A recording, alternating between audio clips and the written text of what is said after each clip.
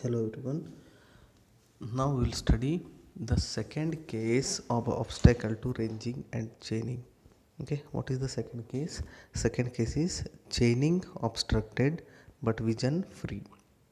That means if the vision is free, you can range from one point to other point, but chaining is obstructed.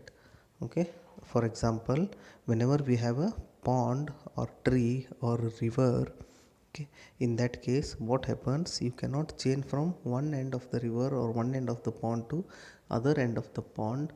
Okay, that is chaining is obstructed there, but vision is free. You can see from one end of the river to other end of the river, or from one end of the pond to other end of the pond. You can see it, but you cannot chain it. In that case, how to measure the distance between one end of the pond to other end of the pond, that we will study. We'll take one example. See here, you have a pond in between point A and point B. You have a pond in between point A and B. Okay, so point A and B are intervisible here. Ranging we can do, but we cannot measure the distance because you have the pond in between. Okay, so in that case what we have to do, we have to erect perpendiculars AC and BD by using any of the method, which can draw us a perpendicular line on the ground. You can use any method of the surveying and establish a perpendicular AC and BD such that C and D points are away from the pond on the ground. Once I establish the perpendicular AC and BD, I can measure the distance easily from C to D, the distance which is equal to distance between A and B. So if I measure the distance between C to D, the same distance is between A and B. So this is one method. So in this case, we can erect the perpendiculars outside the pond and we can measure the distance whenever we have the obstacle for chaining but not ranging, right?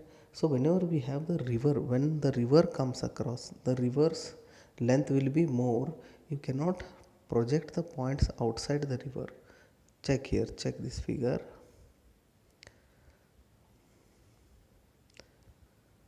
See here, whenever you have the river, the length of the river will be more.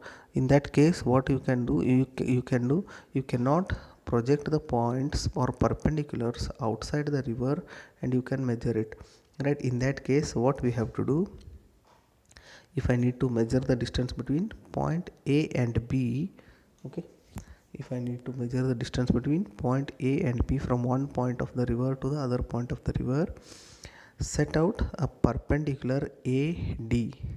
Set out a perpendicular AD. We have to draw the perpendicular AD. Next, bisect it at C. Bisect it at C.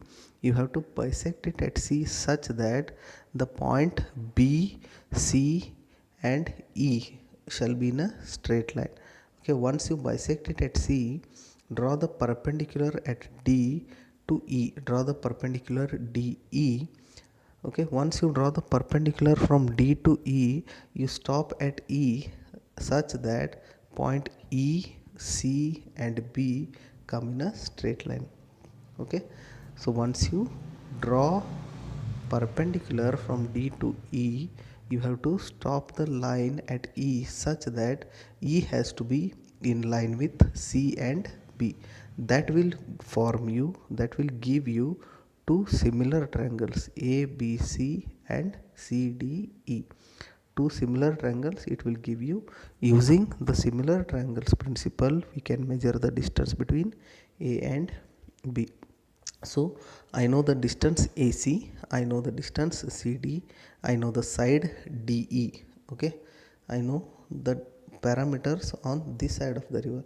So using that and using similar triangles principle, I will calculate the distance between AB. How? Write the ratio. Write the ratio. AB divided by DE is equal to AC divided by CD. That is side of one triangle divided by side of the other triangle base of the one triangle to the divided by base of the other triangle. So I know all the values except AB. I can calculate AB, right? So this is one more case in case of obstacle to chaining but not ranging. So this is the second case.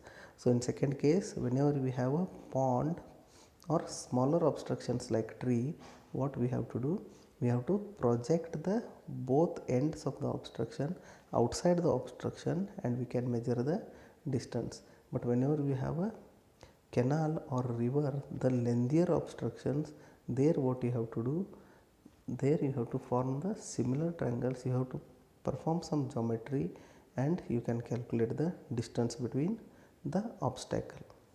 Okay, understood? This is the second case.